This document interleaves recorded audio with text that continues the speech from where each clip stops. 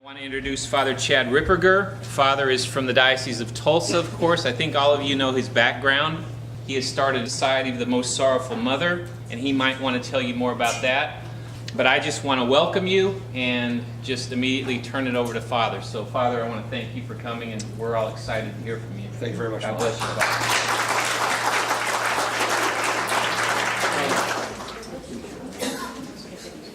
Father. Okay. You know, in some of our prior discussions, this is one of the reasons I was trying to establish the fact that it's the tradition that has to be the principle for judgment of what we believe, and not what we want or feel or whatever the case is. That's something that's really key. The other thing is there's always a danger, I think, of people, if they know a little bit of theology, that all of a sudden they become dangerous to themselves. We have to be careful about that, too. I suppose I should put myself in that category, but okay. In this conference, we want to talk about magisterial authority, because it's a really important topic, especially given the fact that, you got cardinals. I feel like we're living in the fulfillment of the prophecy of Akita, Japan, where a lady said there will be cardinals against cardinals and bishops against bishops. You saw it play itself out this last year after the Synod in Rome, but all of a sudden now cardinals are contramanding each other, right in public. So, but I want to start this off by talking about, obviously we know that Christ gave authority to Peter and the apostles and their successors. We have to talk about what that really looks like theologically. But first, before I want to talk about papal authority, I want to talk about the popes that have, while they were pope, said things that were contrary to the faith. Just so that we set the stage, because there's always that theory, well, they're infallible. Well, yes. But let's first look at, because this is a historical reality that the First Vatican Council had to deal with. The first was Pope Honorius I, who actually taught the monothelite heresy. Now, the monothelite heresy is believing that there's only one will in Christ, and not a human and a divine will. He was even condemned as a heretic by the Sixth Ecumenical Council. So you have a pope, while pope, saying things for which he was later condemned for. Okay. And also he was also condemned by the decrees that were approved by Leo II. Pope Martin I, along with the Third Council of Constantinople, condemned the monothelitism of Honorius I. There is an example of the condemnation of Pope Nicholas I, who held that aside from the Trinitarian formula, one could baptize in nomine Christi. In other words, the Church has always taught you have to baptize in the name of the Father, the Son, and the Holy Spirit. Amen. You have to baptize in that Trinitarian formula, and that to baptize in the name of Christ does not suffice for baptism, but he said it did. Sometimes there's even been disagreement among popes on particular issues, as was the case of Pope Celestine III and Pope Innocent III, who disagreed over issues pertaining to the Pauline privilege. There is the historical case of Pope John XXII, who held that the souls of the blessed departed do not see God until after the final judgment, which of course was contrary to the teaching of the Church. And John XXII was it's a paradigm, so to speak. And a paradigm is kind of like a model or the standard. You kind of look at to see how the Church reacts to these things. Because when John XXII said that, after he was pope, the Parisian theologians looked at it and said, no, he's in error. They wrote a letter to him. They didn't say, you're not the pope because you're a heretic. They didn't say that. What they did is they wrote him a letter and stated that you're in error regarding this particular thing. The Pope then did the right thing. He set up a commission to study the remote rule, the tradition. And when the tradition came back and said, no, there is a state before the final judgment in which people see God face to face before they get their bodies back after the final judgment. He then, 3 weeks before he died, if I remember right, or shortly after that, he recanted, and that's it. So even the Pope recognizes his obligation to be in conformity with the remote rule. This tells you, though, that it is possible for a pope to make erroneous statements during magisterial acts. What are magisterial acts? Any acts by which he is teaching, which includes everything from defining dogma in an infallible mode all the way down to the Wednesday audiences, the preaching at the Wednesday audiences. It includes that whole gamut. Okay. These acts do not meet the conditions of infallibility. So what are the conditions of infallibility? Because Vatican I came along and dealing with this historical reality said we know that the Pope is infallible under these conditions. Okay. The first condition is this, according to Vatican I. In the exercise of his office as shepherd and teacher of all Christians. So when he makes a statement, we know it's infallible when he is doing it in the exercise of his office. This essentially means that the Pope, when making the declaration, must speak as the supreme head of the Church. By supreme, we mean that he is doing by virtue of his teaching office as Pope, and not as a private theologian. Here the Council is making a distinction between the Pope speaks by virtue of his office and when he does not. Second, he has to do it in virtue of his supreme apostolic authority. This indicates that there's different levels of magisterial, different levels of papal acts. Not everything, if the Pope coughs, you don't write it down because it's infallible. The fact of the matter is that there's all different levels of his teaching and they have to be treated very differently. So it's only when he's speaking in the very highest level of his office that we know for a fact that it's infallible. By apostolic, we mean that he is using the authority that comes directly from Peter, the apostle, from Christ to Peter, to his successors. The third condition is that he defines a doctrine concerning faith and morals to be held by the whole church. So it has to be in the area of faith and morals. It can't be about astrophysics or global warming, right? Now, he can talk about the morality of how we treat the environment, but to talk about whether there's a global warming or not is outside his office. Second, it has to be held by the whole church. And basically this means that it precludes disciplinary matters like the Code of Canon Law. The Code of Canon Law is not infallible. It's just a code that tells us how we're supposed to behave in relationship to what the church teaches, etc. And because the Code of Canon Law only pertains in the Western Church for the West, and in the Eastern Church, the Eastern Code of Canon Law to the East, there's not infallible being used when they promulgate those. Now that doesn't mean that there's not statements in there that aren't infallible, but that's because of things that occur prior to that. The First Vatican Council essentially states that under certain conditions, and only under those conditions, are we assured that the statements being made by a pope are infallible. Outside of these conditions for infallibility, we do not have the same degree of certitude about the truth of the judgment of the Holy Father. There are members of the Church, of course, who treat everything the Pope says as infallible. Quite frankly, this is not the mind of the Church. It's very clear. The Church set up conditions under which we know that he is infallible. Outside of that, we don't know if what he's saying, we don't have the same degree of certitude that what he's saying is infallible. To treat it as infallible is contrary to the teaching of the Church. In fact, it's proximate to heresy because it rejects the precise formulations of the conditions of infallibility as laid down by Vatican I, by essentially saying that the Pope is infallible regardless of conditions. The other thing is, too, is that you're opening yourself up to easy historic attack.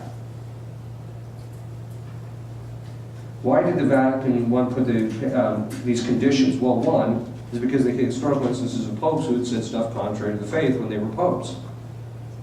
But also it was to make clear the nature of the papal office, that as such, that its teaching authority occurs on different levels.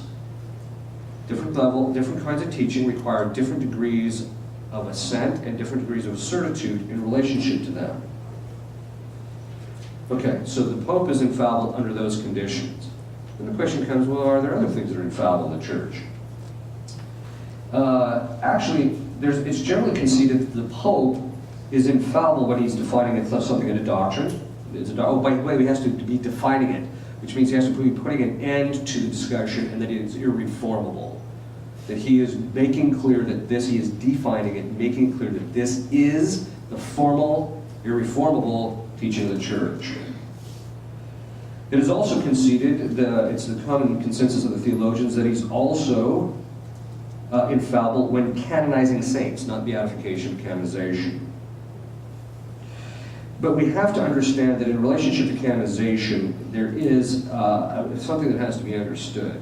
Because today people are rejecting the infallibility of canonizations because they think it means that the person led a saintly life. It does not mean that at all. That is not what canonization means. What canonization means is that we have moral certitude that the person made it to heaven, and as a result of that, you can have a devotion or public cultus to the individual. That's all it means. It does not mean that the person led an exemplary life or heroic Christian virtue in this life. It does not mean that. So just make sure that's clear. Some people say, well, what do you think about this person and that person being canonized? Well, it just means they made it to heaven. It doesn't mean they're exemplary. It just means they managed to make it to heaven. Well, do you think they made it to heaven? Well, they did receive this last sacraments on their deathbed. Looks like it. Okay. The next one is the bishops. But the bishops are infallible also under certain conditions. So if they teach, and these are the conditions. One, they teach infallibly when teaching in an ecumenical council that is in union with the Holy Father. So, and that's a very key point. What most people don't know is that the common opinion of the theologians before the Second Vatican Council is that a council was only infallible because of the fact that it participated in papal infallibility in his formal promulgation of it. That's a key point, that without that element, it's not infallible. So they have to be in union with the Holy Father. It must be in the area of faith and morals. So again, if they're talking about global warming, you know. It must be proposed to be something definitive. And this is very key because there was a theologian by the name of Berry who wrote a book on ecclesiology, which is quite good. And he says, a large majority of the acts of councils are not infallible definitions because they are not intended as such. That's a key line. The infallibility is that to which the intention of the legislator extends. So if you actually look at the Council of Trent, virtually most of it is infallible. But if you're looking at stuff in Vatican II, because the Pope, who's the one who promulgates it, he did not have the intention of declaring any of it infallible, and he said so repeatedly. And therefore, nothing in Vatican II is infallible except that which was already infallible by the prior teaching. So he has to have the intention of definition. So we have to be careful. Because people say, well, it's in the council, therefore it's infallible. No, because you hear that all the time with Vatican II. Vatican II is an ecumenical council, therefore it's infallible. No, that's not true. The church herself, this is why I keep telling people, quit thinking outside the box of the Catholic Church. The church herself has said, these things are X, therefore they're X. You just don't sit there and argue. The Pope says, I didn't have the intention of defining anything. That's it, it's over. So we shouldn't fall into the error that everything in the council is infallible. Just because a particular document or part of a document of the council does not enjoy infallibility, however, does not give one the latitude to simply dismiss it or believe that one is not bound to follow it. In other words, there's a lot of stuff in Vatican II that is not infallibly proposed. It doesn't mean it's false. Outside of these conditions, the Pope and the councils can err. Again, it should not be presumed that they have erred unless it is clearly demonstrated. One of the things I think they need to put back into practice is before the council, lay people were forbidden to engage in public debates and discourses in matters of philosophy and theology precisely to avoid the problem we have now where everybody's got their own opinion and you watch these blogs and it's all over the map and there's just nothing but confusion. As a matter of piety, although in the past they did allow lay people, they had to get permission in order to be able to do so. So there were ones that were given permission because I think they should. As a matter of piety, one ought to try and reconcile the teachings of various popes. Even when a pope or an ecumenical council says something contrary to the faith, that does not give one the permission to reject everything that he or the council has said. So you get people who say, well, there's this problem with religious liberty at the Second Vatican Council, so the Vatican II is all bad. No, sorry, that's not how this works. You throw the baby out with the bathwater. And quite frankly, that's theologically dangerous because there's stuff in Vatican II that's in fact infallible. So you can't just chuck the whole thing. This is why someone asked me, what do you think of Vatican II? I said, well, it's one of those things you gotta go line by line through it. Literally. If a pope says something contrary, or a bishop says something contrary to the faith, St. Thomas says this: one is not to give assent to the preaching of a prelate which is contrary to the faith, since it is discordant with the primary rule, which we talked about earlier. Nor through ignorance is it a subject excused from the whole, while the habit of faith causes an inclination to the contrary, since it teaches necessarily all things that pertain to salvation. What does this basically mean? Well, we're back to this observation. Our obligation is to conform ourselves to the Magisterium as they propose the remote rule, that is the tradition, the Scripture. If they deviate from that, our obligation is still to the remote rule. Second, St. Thomas is saying, you don't got an excuse if a prelate comes along and says contraception is okay for you to accept it. Because the remote rule is what it is, and you have an obligation to conform to it. Another form of infallibility is in solemn condemnations. You have to be solemn, though, not just condemning it. It has to be that you're putting an end to the discussion. So, for example, in the Doctrine Filius Dei, it condemns the proposition that God is not the creator of all things visible and invisible. There is also what's called De Fide Non Definita. These are teachings which have not been formally defined, yet they are still infallible. People have this idea that the only thing that's infallible is what has been formally defined. That is not the case. Ordinary magisterial infallibility has the same requirements as extraordinary infallibility. Now, ordinary magisterial infallibility is infallibility that occurs outside of councils and papal solemn acts. Okay. In this sense, it occurs when the bishops are dispersed throughout the world, teach something regarding faith and morals. It is infallible by ordinary magisterial infallibility when the bishops hold that a particular matter is something that is to be held of the faith. In other words, if all the bishops throughout the world said this is to be of the faith, then it's of the faith. It's infallible. It's not simply a matter of the bishops agreeing on something, but that they agree that it is to be of the faith. And that tells us that there's two kinds of doctrines to which, by of the faith means, if you don't believe them, you're not going to go to heaven. So, there's two kinds of those things that are de fide. There's those that are defined and those that are not defined.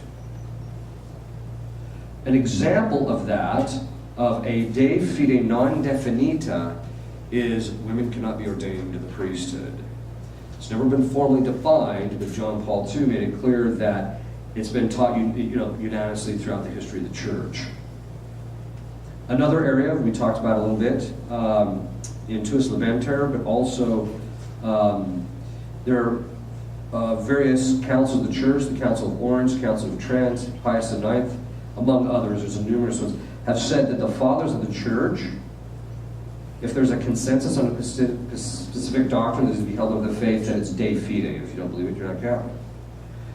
As I mentioned, the theologians, those are those between 1100 and 1750. If they're unanimous, same thing. Another one is called the sensus fidelium, or what's called passive infallibility. If the whole of the faithful held something, then it would be considered infallible.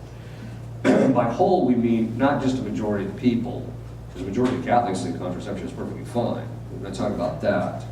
We're talking about the totality, the whole of the Catholic faith cannot err, because if that was the case, then the gates of hell would have prevailed against us. So what do we do when you don't have something that's infallible? How do you treat those doctrines which aren't infallible? That's the question. Well, here the Church herself lays out how we are supposed to approach this. It actually appears in Vatican II. People are like, oh, look. But here's the thing. What Vatican II was doing in this particular passage was simply laying out what the tradition before that had laid the groundwork for. In fact, you can go back to prior theologians and read this stuff all over the place, because after the First Vatican Council, there was this explosion of discussions about what do you do with this stuff that's not infallible. So, Lumen Gentium 25 says, in matters of faith and morals, the bishops speak in the name of Christ, and the faithful are to accept their teachings and adhere to it with religious assent. The Latin term is obsequium religiosum. This religious submission of mind and will must be shown in a special way to the authentic magisterium of the Roman pontiff, even when he is not speaking ex cathedra. That is, it must be shown in a way that his supreme magisterium is acknowledged with reverence. The judgments made by him are sincerely adhered to according to his manifest mind and will. His mind and will in this matter made known either from the character of the documents, from the frequent repetition of them, or from his manner of speaking. Okay, so here's several things. First, it's clear that not everything the Pope says is infallible. Second, that this religious assent that we have to give to it, Adolf Tancred puts it this way: one is not certainly bound, therefore, to these declarations to assent of faith, but internal to certainly bound. In other words, it means that we're not bound to hold certain things that are not infallible with the same kind of faith that we are in those that are actually are. So if it comes from legitimate ecclesiastic authority, we have to give absolute assent to those things which are infallible. But to those that aren't infallible, he says, quote, nor is it absolute assent, since the decrees are not infallible, but is prudential and conditioned, so far as the presumption rests with the superior in the matter of faith and morals. So basically what he's saying is that, normally speaking, you should believe what the magisterium tells you, even if they're not speaking in matters infallibly. But what does he mean by this prudence and conditioned? The Latin word is conditionatus, which means that the assent that one gives is based upon the understanding that comes from the nature of what is being proposed for assent. That is why it is translated as conditioned. What are those conditions? Well, those are the theological notes again. In other words, something that is sententia fide proxima, you have a greater obligation to give assent to it than, say, something that's pious tradition.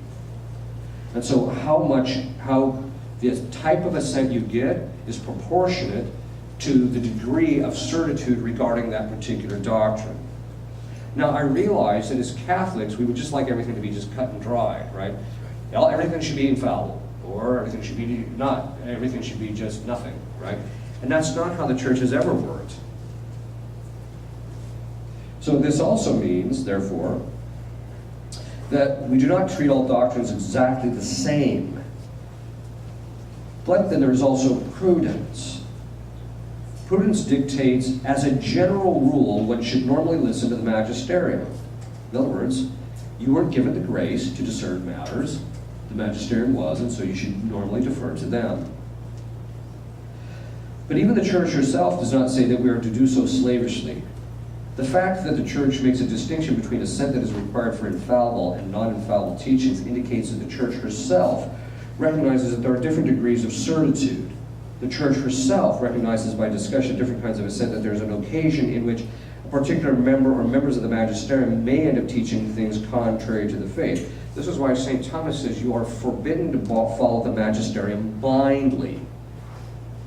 If you're talking about something that is infallible, you have to follow it, period, absolutely, whether you understand it or not. But when it comes to other things that aren't infallible, you can't just sign on to every single thing that they say. Because if that was the case, you'd be signing on to doctrines like the seamless garment, you'd be signing on to contraception, etc., because we've always got these people saying it. We've always got magisterial members saying this stuff. So then the question becomes, okay, well, what do I do to keep myself from falling into heresy? If I can't follow blindly, it's not me who makes the determinations. How do I know that I can do that? How do I know what to do so I end up going into heaven ultimately? The question then becomes this: what do I have to do to avoid ending up in heresy myself? So we know that if you take a look at the way the tradition has treated these things, these are the following principles. First, all principles that govern rational thinking must be adhered to in order for a particular teaching of the member of the magisterium to be held as true. Since truth is one, any contradiction of self-evident metaphysical and logical first principles automatically discredits what any magisterial member would say. In other words, if you're not following the principles of right reason, you don't have to follow them. So, for example, the principle of non-contradiction. So when the principle of contradiction says, the formal definition or formal formulation is, thing cannot not be and be in the same time in the same respect. It just means that something can't contradict itself. So if a member of the magisterium comes along and contradicts what, when he says, I don't believe, you don't have to believe that Christ, was raised from the dead in order to be saved, we know that's not the case, because he's contradicting something that's clear. The statement is clearly contrary to right reason or the natural law. So when someone says that contraception is okay, we know that's not the case, because the natural law is very clear. Contraception is contrary to the natural law. 3, the persons interpreting the statement made by the member of the magisterium must A, have a true grasp of the church's actual teaching on the matter. Now let me make this very clear. I don't care how many books you've read, it does not give you the proper grasp necessarily of the material. I always come across people who have read gargantuan amounts, and there's always some gap in their knowledge which has ended up causing them to end up in error very easily.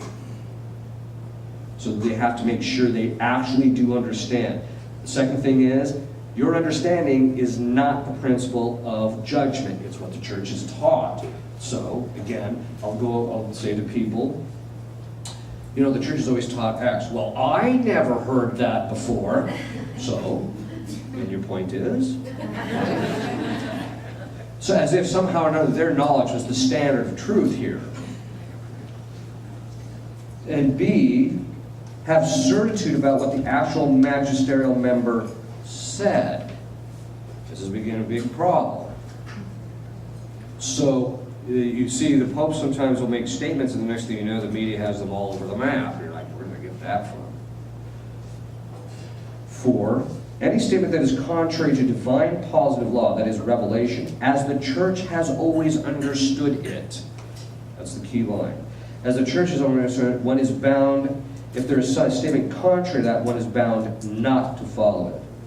This is based on the Vincentian canon that's been taught always, everywhere, and by all. It is not a matter of what the private individual thinks is contrary to revelation, but what the church understands to be contrary to revelation. If any member of the magisterium teaches something contrary to divine positive law, one is not permitted to follow that teaching. 5, based upon the principles governing infallibility, all subsequent popes and members of the church are bound by the tradition with regard to those things which are infallible. So a subsequent pope can't decide he doesn't want to be bound by the decrees of the Council of Trent, for example. Popes are also bound by prior non-infallible teachings of the magisterium, which are taught in the tradition unless they speak with a higher magisterial voice. Essentially what this teaches is that if a number of popes were to teach something in a general audience or the like, then a subsequent pope proposes a teaching in an encyclical, we would normally be bound by what's in the encyclical, and not by what the popes have said in their general audiences, as a general rule. 7, we're bound, normally, by the non-infallible teachings of the Pope and Magisterium. When popes make non-infallible statements, if those statements appear to be erroneous, they must be judged in light of the tradition, because the tradition is the remote rule. This is the gist of what Pope Benedict XVI calls a hermeneutic of continuity. It essentially establishes the tradition as the remote rule and the principle of judgment of subsequent magisterial teaching. However, one should not simply presume that because the Pope is saying something in a non-infallible manner, that one should immediately presume that it is erroneous. The benefit of the doubt is always given to the magisterial member unless there's sufficient reason to the contrary. When papal documents or teachings conflict with what curial members of the popes, of the bishops teach, that which is minor gives that way to that which is greater. So Pope Nicholas I said, since according to the canons where there is a greater authority, the judgment of the inferiors is to be deferred, namely to be annulled or to be strengthened. In other words, if there's a superior who comes out and says, like if the Pope comes out and says something, it trumps what a bishop says. Greater weight is to be given to more than one Pope who speaks on an issue than to just one Pope.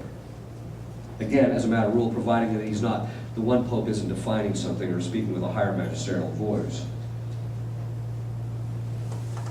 10, if a subsequent teaching does not address a prior teaching and the prior is more founded on the deposit of faith and tradition, one is free to adhere to the prior teaching unless the subsequent teaching is stated in a more authoritative way. 11, In questions of doubt, since even the popes are bound to the traditions, as is evidenced by the papal oath, favor in questions of doubt normally fall to the tradition. In other words, in matters of doubt, you just follow the tradition. This is based upon the principle that even the popes are bound by the tradition as a matter of precept. 12. Where there are two conflicting teachings of a non-infallible matters are proposed, the magisterium has the obligation out of charity, justice, and prudence to clarify the teachings and pronounce a judgment. As a matter of prudence, one should normally suspend one's own personal judgment about the thing until the magisterium has passed judgment on a particular matter. The final judgment of the magisterium, that is, if it's infallible, is final. 13. Current disciplinary norms of the magisterium bind in the form of conscience. This principle would hold true unless there is something contained in the current disciplinary norms which is clearly contrary to the positive faith of the Church's constant moral teaching. So if the Church puts out, say, a new law on fasting, you have to follow the new law on fasting unless it's contrary to the divine law. 14. One is never free to make oneself the principle of judgment. This follows from the fact that these are matters of the intellect and not of the will. Therefore, they are matters of judgment, not choice. 15. In matters of doubt, because I get this from time to time, people say, well, we want to let our own children choose. We want to let our own children choose what they believe. Sorry, it's not how it works. Because it's not a matter of choice, it's a matter of the truth. The truth is a matter of the intellect. In matters of doubt where the popes have not clarified or made a determination, or none of these principles apply, then we may follow the principle of St. Augustine, or at least it was attributed to St. Augustine. In necessary things, unity. In doubtful things, liberty. In all things, charity. Okay, so just to recap just a little bit. It means that there are certain statements of the Church that are infallible and some are not. Those that aren't, there are different degrees of certitude we have about that, and the Church expects us to give consent to those based upon the different degrees of certitude. Pope and magisterial members can fall into error. When they fall into error, you go back to the remote rule, which the tradition has always taught. But you have to better make sure you know that it's truly in error, because I get a lot of people who say, oh, the Pope said X, Y, and Z. What do you think of that? Well, that's what the Church has always said. Oh, right.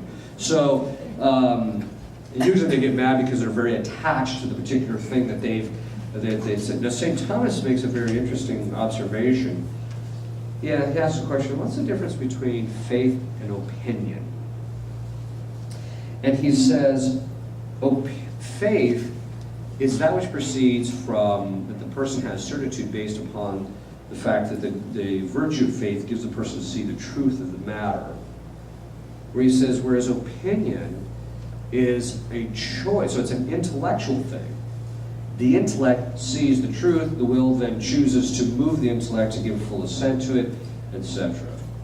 So the choice is to give the full assent, not to necessarily see the truth of the matter. Okay? Because you can reject it, the grace. Whereas opinion is in a matter where it's not clear, and so it's a matter of choice on what you're going to end up ultimately believe. Now you can look at the different things and kind of line and say, well, this one seems to be a little bit more true than this one, and maybe you can follow that. But in matters where it's just they seem to be pretty much on the same level, it's a matter of choice. So it's a matter of will. So opinion is a matter of choice. This is one of the reasons why I'll just end with this for this conference, and we'll go to Q&A. This is one of the reasons why I think that line from St. Francis, he says, there'll come a time of tribulation where there will be a multiplication of opinions.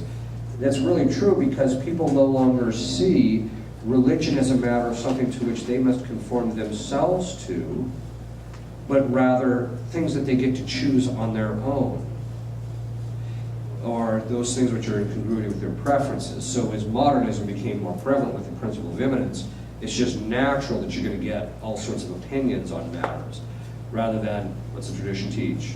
Let's keep going back to the tradition. I keep telling guys, let's go back to the tradition. And this is a really important point, because if the Church is ever going to recoup the tradition, which it will, the fact of the matter, because that's what God wants, the fact of the matter is, because He set up the tradition for all of this it to be passed on, the fact of the matter is that we're going to have to set aside what we want and actually conform ourselves to what the tradition has always had. Again, it's not a matter of preference. So you say the old Mass because it's a matter of preference. No, I don't. I mean, it's true, I like it, And I say it for very specific theological reasons. Now I know that when most bishops and priests hear that, the hair on their head goes on the back up because they think, no, it's not the case. It's just you know, you happen to like chocolate ice cream, I happen to like vanilla ice cream. That's not what we're talking about here. St. Thomas says, he enunciates this principle. It's a principle of reason, right reason. First principle. Any two beings that are in the same category of being, if they're different, de facto one is above the other, higher in the order of being. This is an important point because everybody's got this idea that everybody's opinion is on equal level. No, it's not. The fact of the matter is that some people are just right, some people are just wrong, for one thing. But in matters of opinion, some people's is actually more congruous with reality than the others. And so when you're talking about the matters of opinion, which is the same category of being, one of them is going to be better than the other in relationship, or one is going to be more true than the other. Okay. That all being said, it means, okay, so the tradition has a binding force. We have an obligation, normally speaking, to follow what the Magisterial proposes us from that. And then if they err, what are we to do? We are to go back to the remote rule. That is the tradition, and that's what we're to follow. Okay. Father, can I ask, I've been sitting here listening to you and looking at the beautiful statue of Our Lady of Fatima, and I know, Yes. Can you speak to this notion that a person that, you know, has a true and sincere, however you define that, devotion to the Blessed Virgin Mary, how does that factor into them not being able to teach error or be led into error? Is that true? And can you talk about that? I'm not sure I follow the question. That if you're devoted to Mary with respect to doctrinal matters, you won't be led into error. Is that true? Generally speaking, I think that's true. It's not an absolute, but yes, I think so. In fact, one of the signs of a heretic is someone who doesn't know Our Lady. Right. I mean, if someone has a real distaste for Our Lady, you scratch around and you probably find a heretic. So, but it's not an absolute guarantee though either, because I've known people who have a real love for Our Lady and they were a theological mess. So, yes. Can you give some, you mentioned a couple of times, can you give some examples of some important elements of Vatican II that are infallible? Well, there's different parts of it that were actually, you know, for instance, in certain things where they make statements about that were actually contained in prior teachings. So if you can just pick up the book or the thing and just read it, and usually, you know, there's a lot of times they'll make various statements about the church or about Christ's resurrection, salvation, things of that sort. My own personal opinion is that the tract I read on Lumen Gentium, where you had to give religious assent to the teachings, I personally think is infallible based upon ordinary magisterial teaching, because that's pretty much has been the constant teaching. So, so you know, things like that. I mean, there's some in there. You have to kind of wade through it, though. And some of it's not really written very clearly, so you got to find out, what does that mean? One time, this professor was reading this document by a Holy Father, and the Holy Father made this statement, and he says, "What does that mean?" I said, "I don't know." He says, "What do you mean you don't?" "I don't know. I don't know what it means. I don't even know if he knows what it means." Because literally, when you read the statement, it just didn't seem to make any kind of sense. So, but anyway, that being said, I think that you can sit down and actually go through some of it, because some of it is actually stuff that's been taught in prior. There's a few mentions. Well, even for example, here's one. They talk about how when the Pope speaks on faith and morals, that and under these certain conditions he's infallible. This is that Vatican II. Well, that's right, Vatican I. So that's an example. So not everything in Vatican II is bad. Yeah. What do you think of the communion mass, the priesthood, communion service? When the priest isn't available. Yeah, and anybody goes up there. I have a very different mindset when it comes to the sacraments than I think most people do. First, I don't think that, while it's salutary for people to receive the sacraments as frequently as possible, I don't think that principles and safeguarding the sacraments and safeguarding doctrinal matters should be compromised in order for people to be receiving them. So that being the case, I don't see the necessity of people having 24/7 access to the Blessed Sacrament. In other words, if there's a day that a priest isn't available, then there's just a day that people aren't going to get to Mass. I don't think it's necessary to have that. What's really, if you look at it, what some of it is, not all of it, but what some of it is certain people in the church want rid of the priesthood. And basically what they want to do is put the lay people in charge, and then eventually the lay people will just be running everything, and then the priest just kind of shows up. Maybe in the future they'll let lay people consecrate, etc. And then they'll just distribute this stuff and just let lay people run it all. That's what they really want. They want a church without the priesthood. Yes. Could I introduce the notion of prayer? In other words, it's What's that? wonderful. I appreciate everything that you say, that something is de fide and all that. And I accept this, or, you know, whatever a church says. I have to ask myself, what does it mean?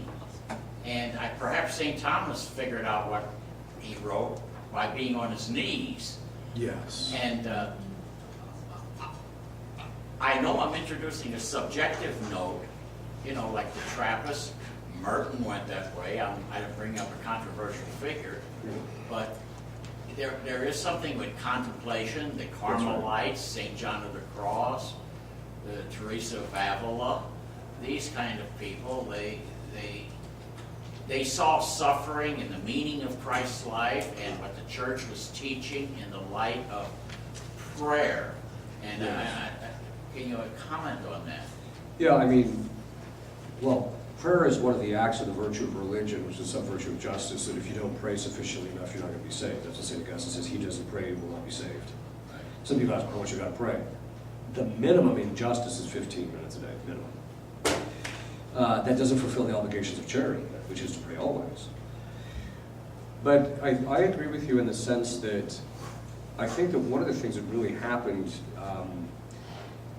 that, you know, there was a collapse in the prayer life of the church, and there was a collapse among the clergy even. I mean, there was an instance where Fulton Sheen, a priest, came and says, I want to leave the priesthood. And so Fulton Sheen just sat him down and said, when did you stop praying? Right, so there's that part of it. And then the guy admitted he hadn't been praying for over a year. So but the other side of it is too, is that there really is asking God to enlighten you so that you'll actually understand the meaning of these things is really clear.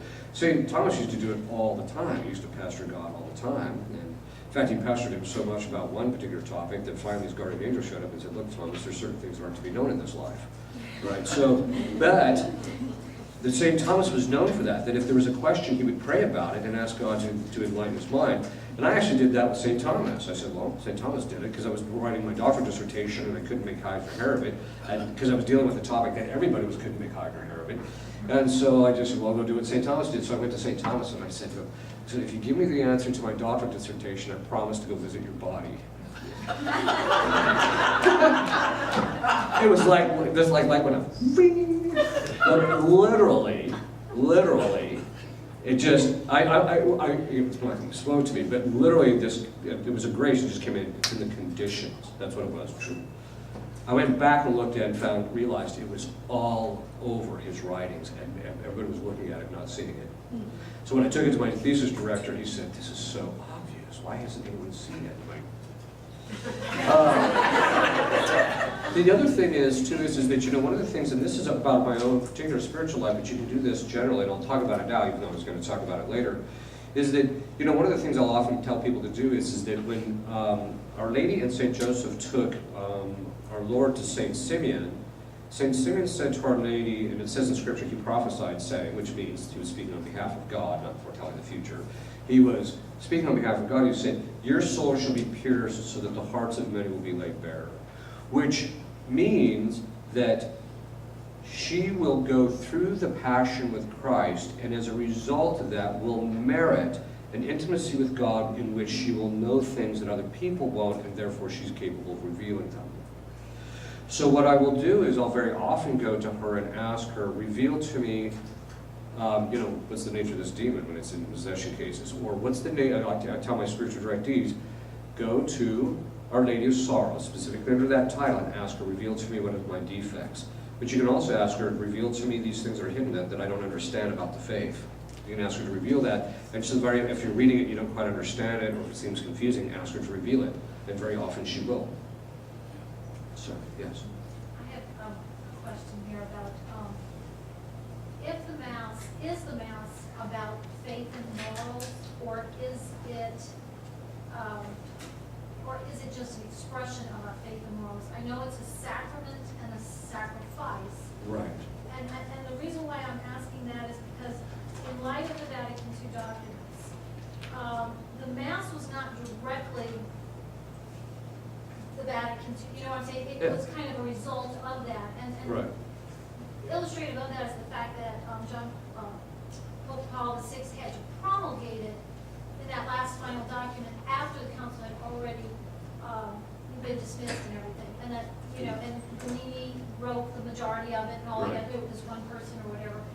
And I was just curious, because all of the popes, like John the 23rd, Paul VI himself, I know John Paul II and Benedict, I don't know about Francis or John Paul I, because his term was so short. Right. But they all said that council was pastoral in nature. It was not about faith That's and right. morals. So Right. in that sense, then, is the Vatican II council actually fallible? Yes. In its, okay. Yes. It is fallible because of the fact that, well, first of all, the problem is in the language that was used at the council, and then the subsequent language used to describe the council. So even in the council it says the dogmatic constitution of the church. Well, there's some dogma in it, some not. So in a certain sense, in other words, let's just put it this way. All of the teaching that's proposed in Vatican II that is not already infallible by prior teaching is ordinary magisterial teaching. That's it, which means it's subject to being fallible. The pastoral council thing is more of a direction that they've decided to take the thing.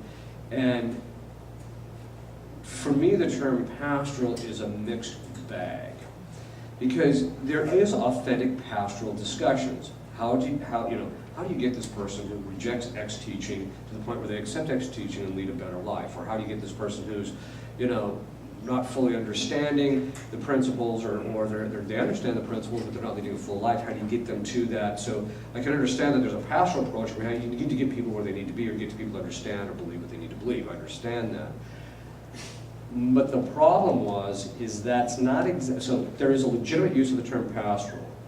The problem is that in my estimation, most of the modern theologians using the term pastoral is just another term for saying a practice that is not in congruity with what the church has always held or taught. That's what that really means for a lot of them. I just take a pastoral approach. Oh, so you're letting them live in sin, that kind of thing. So that's the real problem. The term, even when you look, in fact, maybe this would be helpful. Before the Second Vatican Council, the term pastoral, if you look up manuals, pastoral manuals, it was how the sacraments were implemented. That's what it was. It wasn't about, how do you care about Bessie Sue who's crying in your office. It had nothing to do with that. It had to do with the proper implementation of the sacraments. It wasn't until the modernists got influenced by the Protestants that pastoral, because they don't have any sacraments, took on a wider meaning, and then you ended up with this whole thing of it meaning everything across the board. So that's one of the real problems. Yes. Okay.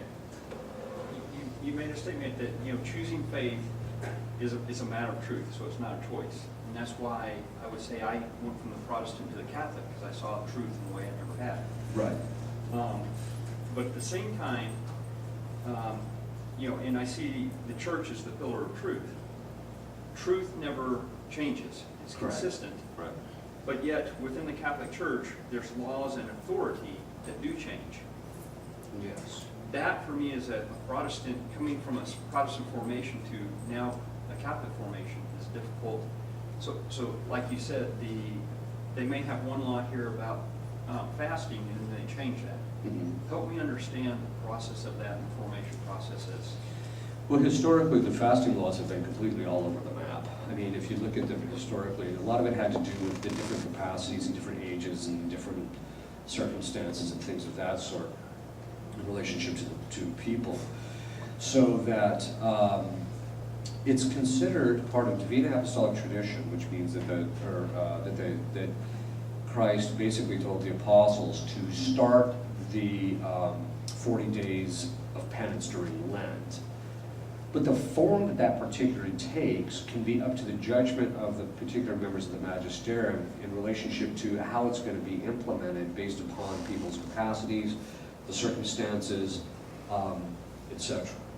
So, and so there, you can have a general principle. Let's put it this way: there's two kinds of principles, and when you're talking about, like for example, changing the laws of the church of the church, of course, have to congruent with divine positive law and natural law. If they're contrary to it, you just ignore it. But of those things that don't necessarily fall within that category, there's two kinds of principles. There's those that apply everywhere and in all cases. So,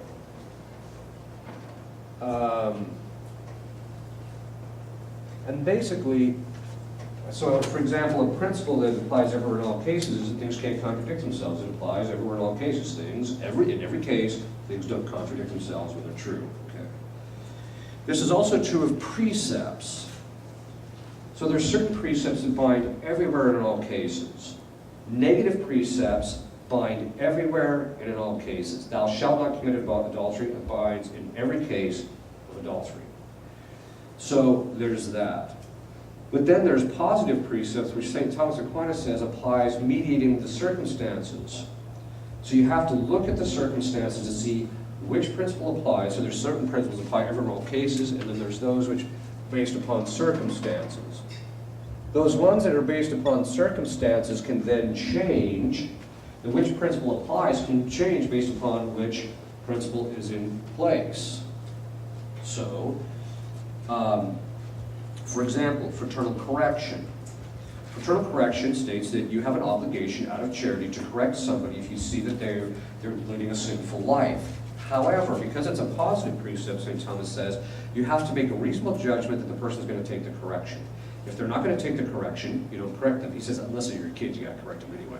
But he says, but when it comes to, say, so one of your peers, you don't correct them if they're not going to accept the correction. So the precept to fraternally correct doesn't apply in that case because of the fact that the person can't receive the correction. You have to pray for them and so that they get disposed so they can receive the correction. The same thing is the case in relationship to ecclesiastical laws like canon law. It tends to ebb and flow over the course of time or changes based upon what the circumstances that are in place. So, for example, historically, the theologians say that basically what happened was that Christ ordained, this is very interesting, St. Robert Bellarmine talks about this. Christ ordained all of the apostles to the priesthood on Maundy, Thursday night, but he did not ordain them all to the episcopate.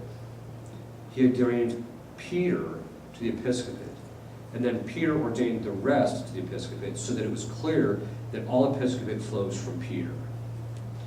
And then from there, so you have the episcopate, you have the priesthood. Contained in the priesthood is the diaconate, the subdiaconate, and all the minor orders. So that what happened is when they started ordaining, so they had bishops, but then they started ordaining deacons, so the fathers said they started unpacking what was already contained in there. Then once they got all the orders unpacked, which only took about 300 to 400 years, they had them all in place, operative.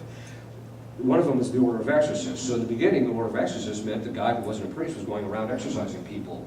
But as time went on, that started to, because of difficulties or because of certain circumstances, the church restricted it to now the only person who can exercise the power of exorcist, even though you're right, like say the fraternity of St. Peter and this Christ the King ordained their seminarians to the order of exorcists, only a priest can exercise that power. It's a restricted power, right?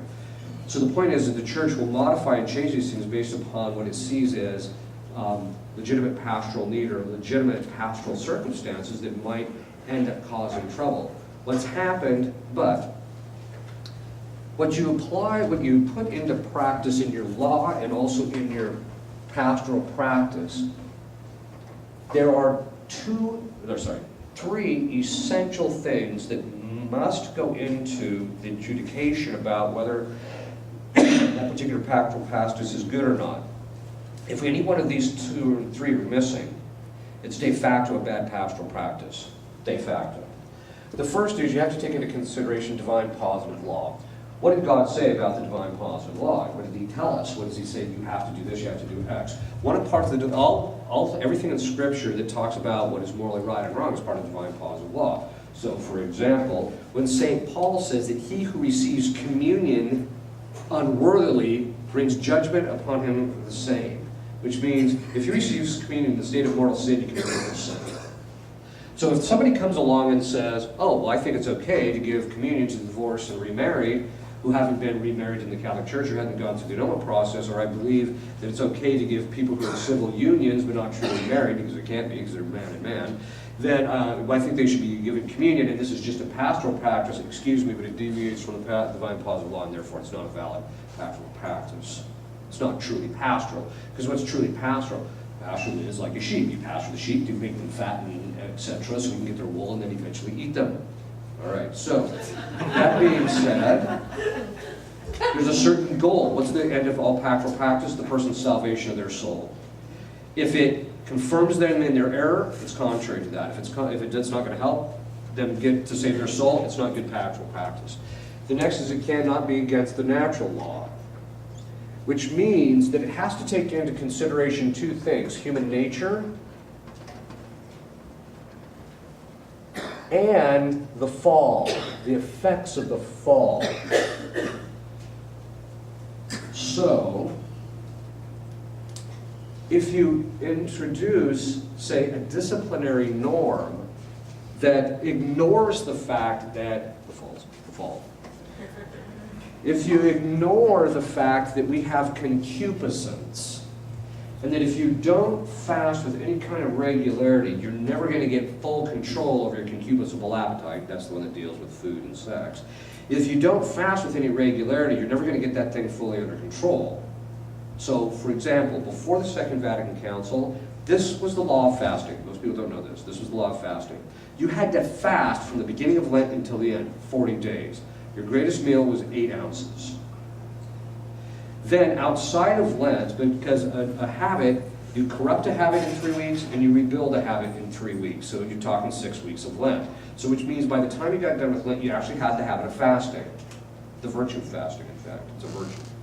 Then what they did is the church throughout the course of the year had ember days where you had to fast on those days, and they also had certain vigils before major feasts where you had to fast on those as well. So that throughout the course of the year, you maintained that virtue of fasting. St. Thomas says that according to the natural law commands all the virtues. If you never develop the virtue of fasting, you do not fulfill the natural law, and it's a sin of omission. Okay. That being the case, if you, before the Second Vatican Council, if you simply followed all of the Church's disciplinary norms before the Second Vatican Council, you would have developed all of the essential virtues necessary as a human being. After the Second Vatican Council, they started following the way of concupiscence and ignoring this. They go, people are good. They don't need to do all of this fasting. Why do we have to do all of this stuff? They got rid of it, and so as a result, it did not. Now we got this problem where it suggests to people, maybe you should fast. You're acting like it's like you're asking them to give up their firstborn or something. The third one is then supernatural prudence. Now, supernatural prudence is the virtue in which you know the means to attain the end, the right means to attain the right end. Supernatural means that you're dealing specifically with the supernatural end, and so you're dealing with supernatural means to attain the supernatural end. What are the supernatural means? Those things that pertain to the sacraments, grace, etc. So what you have to do is, when you're talking about actually coming into a pastoral practice, you have to take these things, knowing that the divine positive law orders us to be perfect as your heavenly Father is perfect. Seek first the kingdom of heaven, so our final end is God. That's our end. You then take all the things that God has shown us in these two particular things, and then through supernatural prudence, you apply them in the concrete given the circumstances. That tells you what an authentic pastoral practice is. Not giving it doesn't mean that you just give in to whatever you decide you feel like having. I don't want to fast on Friday, on the totality of Lent. I don't want to do that. So you don't give in to that. You don't placate people's weaknesses. On the other hand, you do have to, part of supernatural prudence is, again, part of the circumstances is people are weak. So you don't give them something that's above and beyond human capacity. You must fast 6 days a week on 1 meal a day. Well, that's what I do because I'm an exorcist. But most people aren't going to do that because they can't physically do it. The point being is, unless I'm lecturing because the energy requirements are a little different. But the point is that you don't make it too onerous for people. You have to make sure that it's something that's within the human natural capacities, but at the same time draws them to a higher end. That's what true pastoral practice is. And that's where I think the Code of Canon Law, the new code, kind of missed the boat a bit. That it loosened a lot of restrictions, it made things a lot easier, but in the end, what it did is it made it harder for people to develop virtue. Because most people, I hate to say this, most people do not have sufficient interior motivation and drive to pursue perfection all the way to the end, the grind, the pain, the difficulties, the darkness, all that to get there. Most people don't have that. So instead, you got to have the guy outside with the horsewhip whacking you. And that's the church. Most people need that. We know this with our kids. If you don't keep discipline, this is what's going to happen. So what happens is we lost the discipline within the church and everything's collapsed. And now people, and you see this, there's this constant tendency towards placating the fall. So you see this, first we went from, originally I think it was 11 days of holy obligation to 8, and now we're down to 4, and now there's only 2 in this country that you have to, unless it falls on a Monday. Certain ones fall on a Monday, then you're just like... Italy has 18. Yeah, exactly. So what's happening is we're going the way of all flesh, they say. And I think that that's one of the things. Or another thing that I think is really... this is something I kind of got myself into a little bit of trouble. It's kind of like I lob the bomb and then watch everybody blow up, right? What happened was, is I made the observation, it was a legitimate consideration. I wrote this article and I basically said, look, one of the real difficulties that's occurring right now is people fail to understand that human beings have concupiscence and we're easily drawn into sin unless we're careful.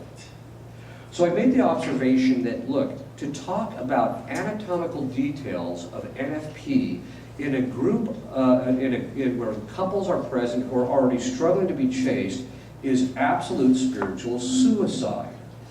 Because you're talking about anatomical details that they got to keep their mind off of anyway at the current moment. So I basically said, look, if you're going to teach anything about NFP, you teach the conditions under which it can be done, you teach about the philosophy and the theology behind it, and then if they need to know it after their marriage, they go see a clinician who can sit them down and tell them this is how they do it. Ooh. It was like, because for some people, NFP is the 8th sacrament. And so it literally degenerated into 2-year knockdown, drag out in the periodical. Of course, I just stayed out of it. But what was happening is, lob the bomb and see the response. Okay. The point is that it failed as a pastoral practice to teach anatomical details in an NFP course for couples getting married is a bad pastoral practice. I'm not saying you shouldn't teach them other aspects of NFP, just saying anatomical details. Is bad pastoral practice because it fails to take into consideration human beings under the fall, concupiscence. So that's why it's bad pastoral practice. That's an example of it. So that's what people have to kind of keep in mind, I think. That was a long-winded answer to a short question. That's excellent. Yeah. Got another question. Hopefully it's shorter than the last Same one. line. A couple of times you've alluded just about staying under the authority of the church and how that brings protection. Yes. Can you just elaborate just for a little bit on I'm going to do that tomorrow morning. Okay. Yes. It says in the last talk you did a while ago, that souls in hell, they stay there or can they come back here and mess with us? They can, okay. under certain circumstances, it's the common opinion of exorcists that they can come back and mess with us. Like Judas, when you say Judas, so is that actually the demon that entered Judas? No, that was Judas himself. Judas, so he Yeah. comes Yeah. back. And the most exorcists agree that they're called disembodied spirits. Most exorcists agree that they can do this. Tends to be a couple of conditions. One, it seems to be, I've only had one case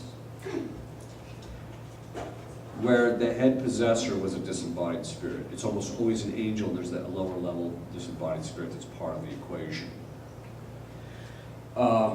They also have to be people who are particularly evil. So if you look at the case of Anneliese Michel, the one that Dr. Ripperger mentioned in Germany, Nero, Diocletian, Hitler, the local pastor was one of the possessors. They went back and did an investigation, found out the pastor was a particularly bad individual. It's not just you come and run to the mill like, Aunt Jane, what are you doing here? It's not that. It's usually really bad people that usually show up. And it's very rare.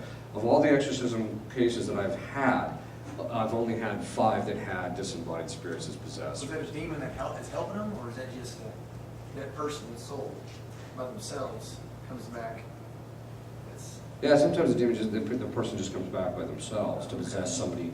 Also, my experience is it's common for the possessors to have been in the family lineage. Not always, but often. So, yes. In C.S. Lewis's The Great Divorce, is that theologically sound where basically, I'm dealing with the previous question here, where basically people from hell get on a bus and they're taken to heaven and they just find, you know, like the grass is green, what a horrible thing to walk on. He's basically saying that the problem of being in hell is that anything pertaining to God or holiness is utterly repulsive. Is that theologically? I took it as theologically. Yes, it is theologically correct. In hell, people have 2 kinds of inclinations. And this also applies to demons, because demons also have a natural law. When God made them, he also instilled each angel with its own proper natural law. So they have the inclinations that are proper to natural law, but then they also have, when people finally make their choice and God damns them, the will becomes fixed in evil. And also, the demons, when they made their choice, they chose something opposite of their inclinations, and so they chose to incline their will to something that was disorder. And so they also have that is based upon their particular sin. Okay. Now, what that means is that things that are at variance with this sin cause them revulsion and annoyance and pain. So one of the things you'll do in the exorcism case is you got to, sometimes if it's going to be one that's going to drag out for a little while, you beat out the demon what you get damned for.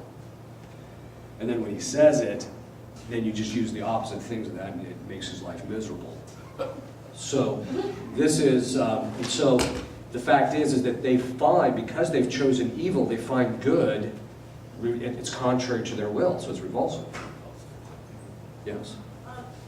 If we are committed, like, to going to extraordinary form of the Mass, are we then obligated to follow the 1962, like, the Ember Days, and do the fasting for that, and the 24-hour vigils of the Blessed Virgin Mary's feast? Are we supposed to be doing all that, and then fasting for the 40 days and stuff like that? I would recommend it, but here's the thing. So I would recommend. Here's the thing. So in relationship to the 1962, the Vatican basically said that there's 2 different things. There's those which are proper to the ritual itself, and that you are required to do. So for example, you have to say the Mass of Ember Days on those particular days, the Mass. But as to the disciplinary norms that are out, that do not touch on the ritual, I do have a theory, by the way, having written books on psychology, is why when you step up to a board you can't write. The disciplinary norms that do not touch directly upon the ritual, you have to follow the current law in force. So, Sometimes it's hard, people go back and forth, and I wonder. It is, yeah. That seems kind of. Well, that's one of the reasons I recommend that people actually just follow the disciplinary norms is just for their own virtue. I mean, if you just do that, and just your own practice. What you're bound to is the current disciplinary norms, but what I recommend is that you follow the prior ones. It gives them those, yeah. Do demons suffer when they're here on Earth? Oh, yeah. In fact, one of the reasons, most people don't seem to realize that part of the reason for possession is to make the demon's life miserable. Most people think that it's a form of punishment. So what happens is that they'll take possession of somebody. Now, they get a certain distraction by possessing somebody, so it gets their mind a little bit off of their own suffering, which is why they like doing it.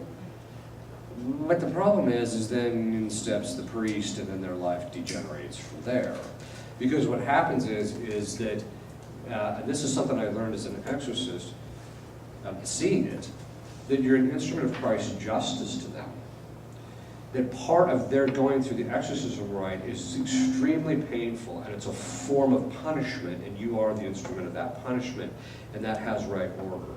So when they possess people in this life, it makes them miserable when the exorcism goes on. There's another kind of a flip side to it, which is interesting, because I finally got Beelzebub to admit it once. I said, every time you get someone to fall, it adds to your sorrow, doesn't it? And he said, yeah, it actually does. Even though he's compelled and driven to do it, and he cannot stand the idea of anyone being in heaven whatsoever, he'll do everything he possibly can to keep something. Once it's all done and over with, he suffers the guilt of each individual that he drags down. Yes. So, like a Judas or a Hitler, are they just evil, or are they demon possessed? Can someone just be evil on their own without? Yeah, you can just be evil. But normally speaking, if you're really evil, over the course of time, the demons are going to step in and help you out, so to speak. Yes. Can the fallen angels change their mind and convert back? Nope. It's fixed. And actually, that's one of the things I do with the demons. I mean, that's the constant tradition of the church, is that once they made their choice, it's fixed. I actually have got, and that's one of the things I beat them up with, that you're stuck in this and you're never going to get out. The other thing is, too, is they'll manifest it in a very peculiar way. You'll say to them, okay, so you were created for X, yes. And you had delight when you first saw that, yes. And you chose this miserable state, even though you knew X, yes. And you knew all the effects of this choice, and they were going to be miserable, yes. And you do it again, yes. Their wills are fixed. They're not going to change. They regret their decision, not because it's like Bill Clinton. He didn't regret the adultery. He regretted getting caught for the adultery. So it's the same thing in this particular case. They regret the punishment, not all the misery they're going through, but they don't regret the choice. Yes? I read somewhere, is it true that they hate us so bad and they want to destroy us so badly that it's because we have a choice still and Yes. they made that decision? They envy us. They envy two things. They envy the fact that we still have a chance of salvation to see God, and they also envy the fact that our life in this, even when it's kind of miserable, our life is pretty good compared to what they got going on down there. And that's why they want to rob it from you. Yes. Can Catholics in the state of venial sin be possessed? Yes, it's exceedingly rare, though. It's very rare. It does happen, but it's very rare. I'm presuming you mean only having committed venial sin and then became possessed. But that only happens purely by the will of God. Or unless you can't, well, let's just talk about that. There's so much information in this area, it doesn't matter. I'll still have plenty to talk about in the next couple of conferences.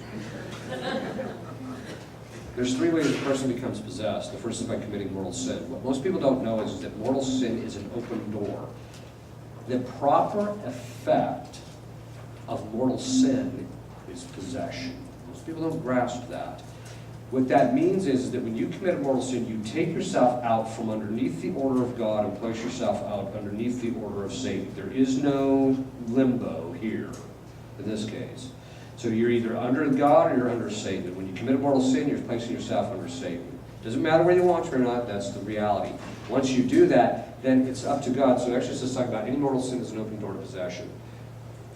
Once you do that, however, it's up to Christ to determine whether he's going to let the demon through the door or not, which he doesn't do in 99% of the cases. Okay. The second kind of way the person becomes possessed is if some grave disorder happens to them, because disorder is the domain of Satan. So when you take something and you use it in a disordered way, you place it under the domain of Satan. This applies even to human beings. So one of the common ways that you see people becoming possessed is through rape, molestation, physical or psychological trauma. That's how you very often see people becoming possessed. People say, well, wait a minute, they didn't do anything on their own. That's true. But this gets into a particular important issue. There are two parts to every sin. There's the culpability of the sin, which is in the individual. That's the subjective part. But then there are the temporal punishment due to sin. There are effects of sin. Now there's two kinds of effects. There's subjective effects. So every time you choose sin, you get more disordered interiorly. It's harder to be good. But then there's objective effects. I was mentioning this at lunchtime. Let's say for the sake of argument, I don't have a clue that murder is bad. Now you'd have to be pretty clueless, but let's just say for the sake of argument. And I'm standing on the top of a building, and I just find it so enjoyable to throw midgets off the building and watch them fly. Isn't that cool? Look at that. That'd be cool, right? All right. I might not be subjectively guilty of murder, but the fact of the matter is there are objective effects of that sin. People are dying here, right? It's the same thing with sin. I tell people like this, people say, I didn't know moral, when I heard this, I just about said, are they that clueless now?